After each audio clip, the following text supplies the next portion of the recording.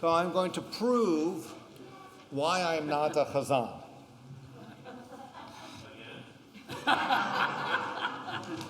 Everyone's got a peanut gallery. The Veshamru Bnei Yisrael et Lasot Dorotam Barito Lam. Excellent. You know, that is from this week's Parsha. Okay? Or another one is Veshamru Bnei Yisrael et Shabbat. I guess no one knows that one, right? So you know that one. Okay, excellent. So that was the one that Chancellor Shorish used when he was the chancellor at JTS when I was there, and so I learned that melody from him.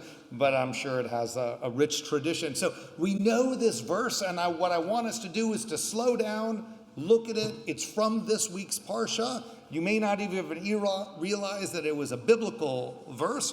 We come across the Veshamru many times. It is in the liturgy of Friday night services. It's in the Amidah, so we've already encountered it. Before Kiddush, of course, on Shabbat day as well. So the Israelite people shall keep or observe or protect the Sabbath. Okay, shamor, like a shomer, is a guard, so that we are keeping or observing or protecting the Sabbath. We are observing or doing or making the Sabbath throughout the ages as a covenant for all time. I underline these words. I'm going to highlight to la'asot, right, is to make or to do, that we're supposed to do Shabbat throughout the ages for a covenant of all time, and it shall be an oat, is the Hebrew word, oat, a sign or a symbol or a marker or an indicator or a prompt for all time between God and the people of Israel. For in 6 days God made heaven and earth, and on the seventh day God ceased from work and was refreshed. So we come across these words all the time, and you proved that you were Torah scholars, or at least musicologists. So I'm interested in unpacking this more. So I brought some rabbinic commentators to guide us through this on the front of the page. So Ibn Ezra from the 12th century says, "They shall keep count of the days of the week, so that they do not forget which day is the Sabbath. One shall set his affairs in order and take care of his needs on the sixth day, so that he will keep the Sabbath and not desecrate it." He is not alone, that at this time, at least in Ibn Ezra's world of the 12th century, clearly there was no set calendar that was widely available. So here is a Jewish reckoning. We have to make sure that we're keeping track of time so that we don't inadvertently do work or do some prohibited action on Shabbat. Right. Now, there may have been many reckonings of time and of days and maybe of months as well, but that clearly for Ibn Ezra and for others, it wasn't set. Like, we know today is Saturday, and we know yesterday was Friday, and tomorrow will be Monday, right. Like I said, there's always a peanut gallery, right? So Ibn Ezra is making sure that we're keeping track of time.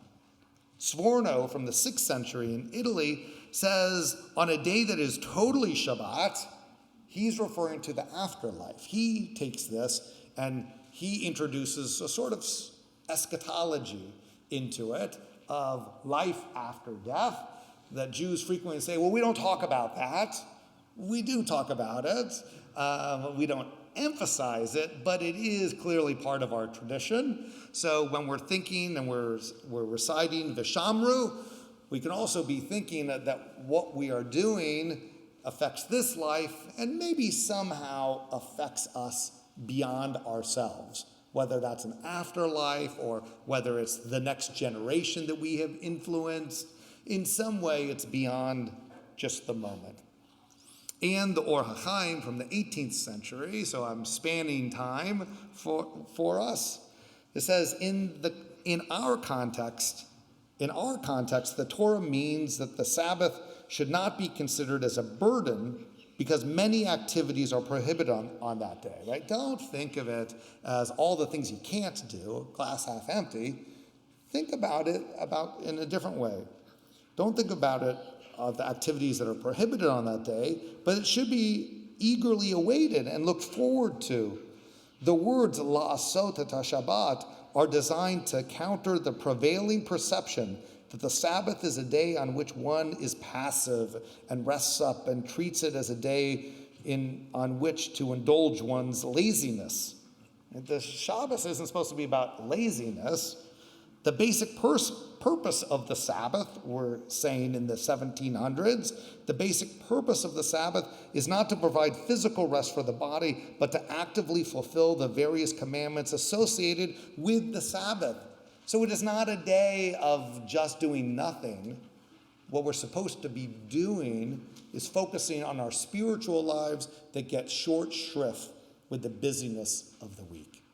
So how many people can relate to this idea of in the 1700s that Shabbat feels like a burden sometimes? All these things I'm supposed to do and not do.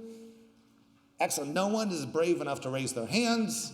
Okay, we have a hand raise and a nod. But I know of being a rabbi that a lot of people describe this, all of the things that you're, in quotes, supposed to do or not supposed to do.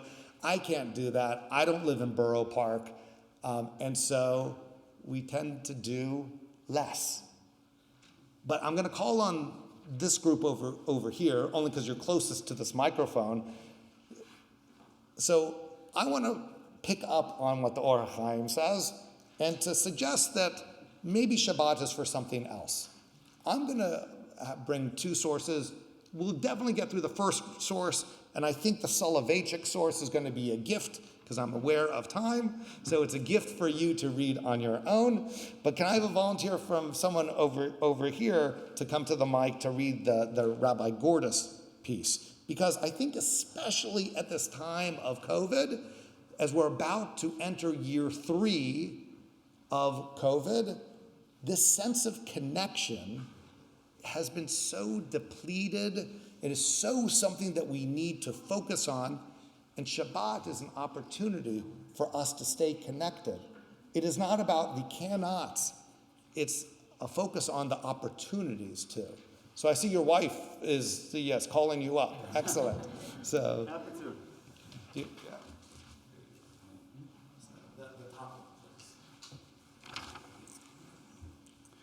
While this explanation of Shabbat is important, it also fails to inspire many Jews. They wonder, how am I to take this idea seriously if I'm not convinced that the world was created in 6 days?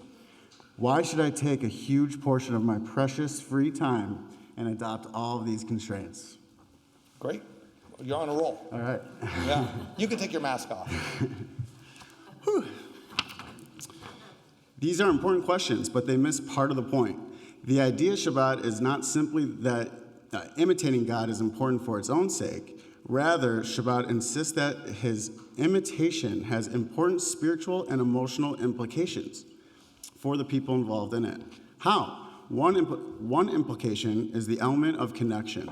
Indeed, Shabbat is largely about connection. Shabbat gives Jews a chance to appreciate the people who give meaning to their life.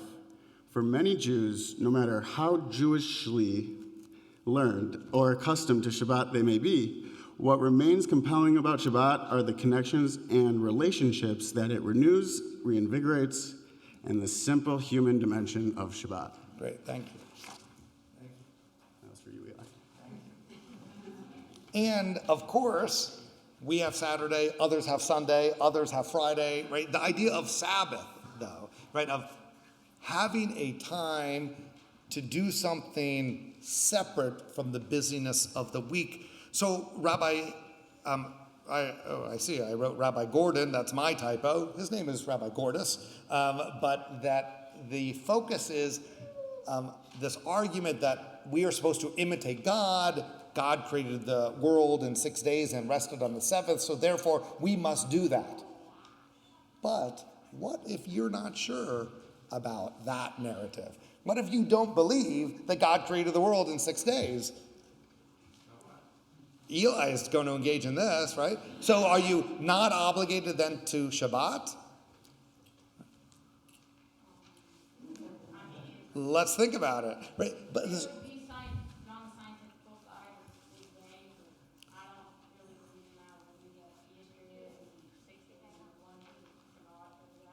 yeah, Eli's saying sort of both stories are true, right? True in different ways, the creation story and the scientific story as well. One does not invalidate carving out time for connection, for carving out time with each other, whether it's to imitate God's actions or it is to uplift the spiritual need that we have to look at the world and to look at the universe. To unpack more about looking at the universe, that's the Soloveitchik text that you can read during Kiddush. But that what I want to emphasize is that we are so familiar with Veshamru, right, to protect or to do or to act on Shabbat. So whatever your la'asot in is, whatever your la'asot, whatever you do to observe, it is essential. Maybe because you are imitating God, but also maybe it's because it's an opportunity to reconnect with the people that you love, that you are around. Nothing seems like it could be more important to do that right now during COVID, when things seem to be lightening up slightly, to be able to reconnect, to hug someone again, to care about each other again, and to dust off those instincts that we have to really connect with each other. That's the essence of community. Shabbat Shalom. Shabbat Shalom.